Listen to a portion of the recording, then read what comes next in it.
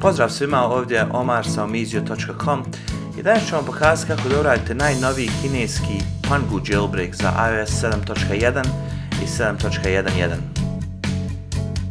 Prije nego što počnete, ne zaboravite da uređaj mora biti na jednom od ove dvije inačice iOS-a, da napravite backup putem iTunesa ili iClouda u slučaju da nešto krene naopako. Kopiju Pangu alata možete skinuti sa omizio.com stranice ili izravno s Pangu stranice. Linkove možete naći ispod videa.